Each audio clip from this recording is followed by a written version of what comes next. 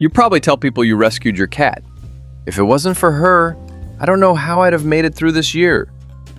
But pause for a second. In the last 12 months, who pulled whom out of the dark more often? You rescuing her, or her quietly rescuing you? Think about the nights that really broke you.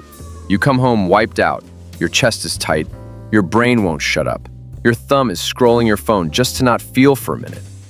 You drop onto the couch, stare at nothing. You don't have the energy to talk, to smile, to explain to anyone what's going on. And when every other adult in your life is busy, tired, or let's talk later, there's one small creature who walks in without asking permission. She doesn't say, well, have you tried journaling? She doesn't ask, what's your 5-year plan?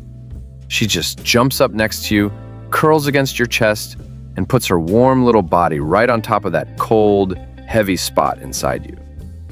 10 minutes later, your breathing is slower. 15 minutes later, the room doesn't feel quite so hostile. So here's the uncomfortable question this whole video is built around. If your cat helps heal your stress almost every single day, who is helping heal her heart? Let that sit for a moment. And while it does, let's talk about what is actually happening between you and your cat. Emotionally, neurologically, psychologically. Not just cats are weird, not just TikTok memes, but what we know about how deeply they attach to us and what that costs them.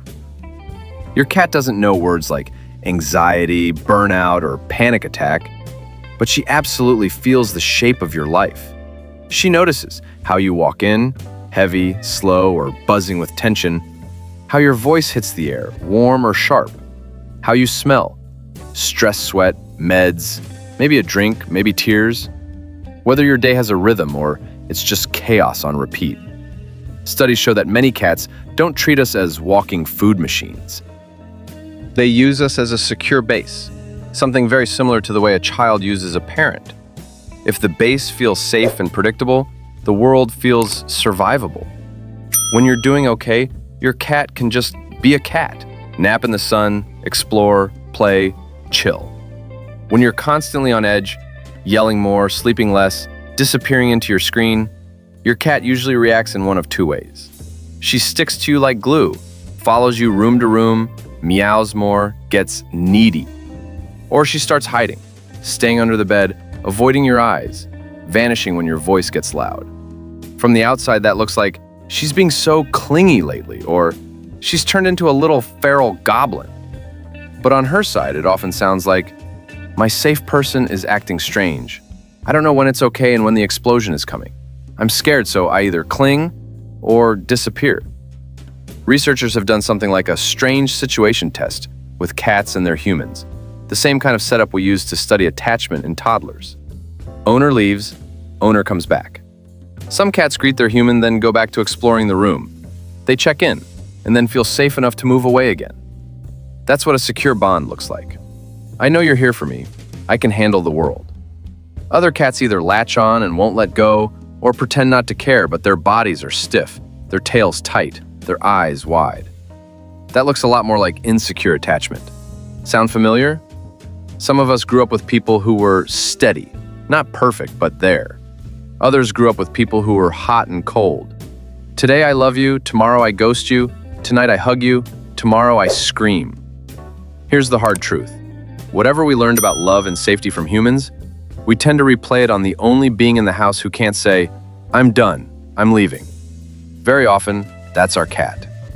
So let's zoom into a few ordinary moments that might hit a little too close to home. You drag yourself through the front door. Your cat runs to greet you, tail up, rubbing your legs, talking to you in that specific voice that's only for you.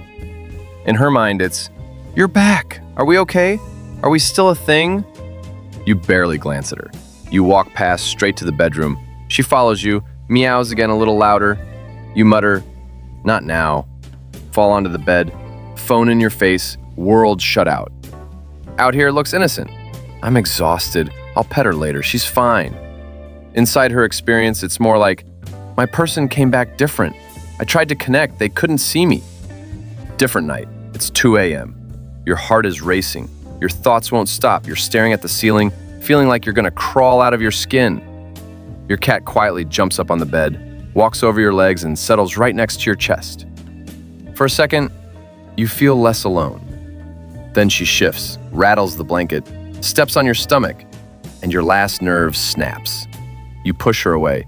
"Just get off me, please." She bolts, vanishes under the dresser. You tell yourself she'll forget, but her nervous system doesn't work like that. It's designed to remember what feels dangerous, especially if it's repeated.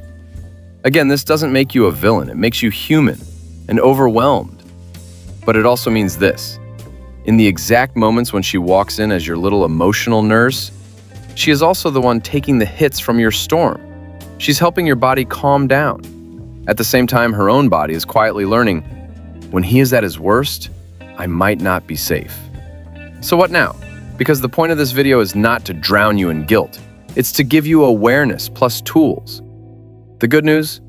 Your cat doesn't need you to be some Zen monk with perfect mental health. She doesn't need you flawless. She needs you just a bit more consistent and conscious. First thing that heals a cat's heart? Predictability. Her brain doesn't need you happy all the time. It needs a few things it can count on.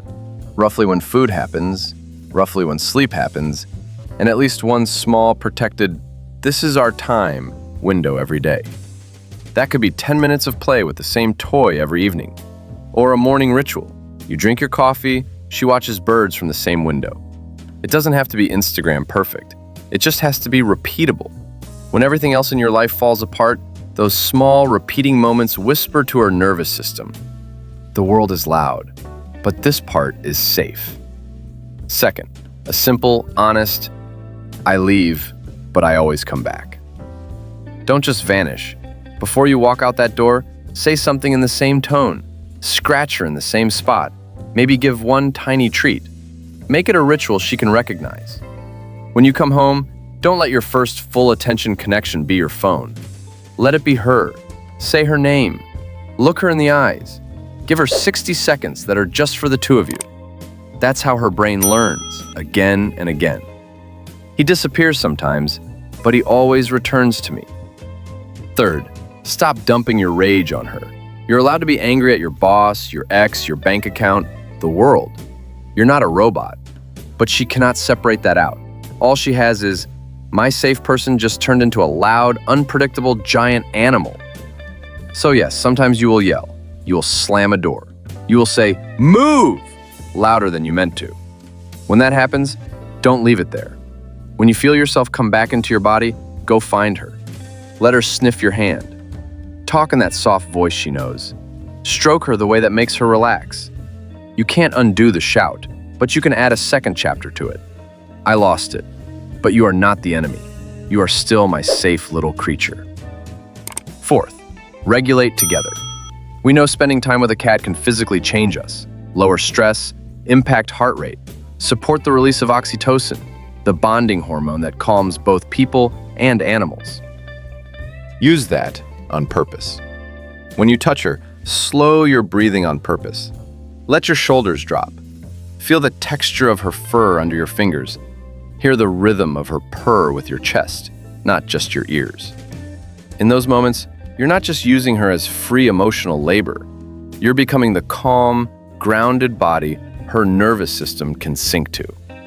Those tiny shared calm moments, 5 minutes here, 3 minutes there, are like making deposits in a joint safety savings account.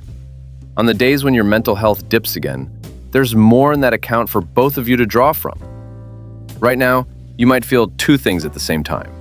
Gratitude. Honestly, she has carried me through things I never told anyone about. And a little sting. I've never really thought about how much my storms have cost her. That's okay. This isn't about shaming you for the past. It's about giving you power over what happens next. So here's a simple experiment. Next time you crash on the bed and she jumps up, presses herself against you, and you feel that wave of relief. Thank God I have her. I don't know how I'd cope without her. Add one more quiet sentence in your mind. And thank God she has me.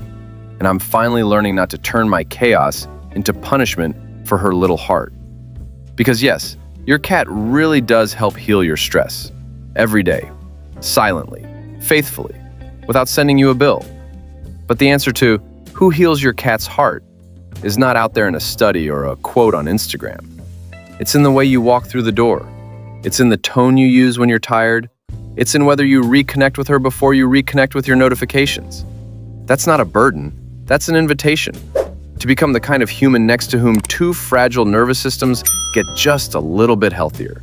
Yours, and the small, soft creature who keeps choosing you as home.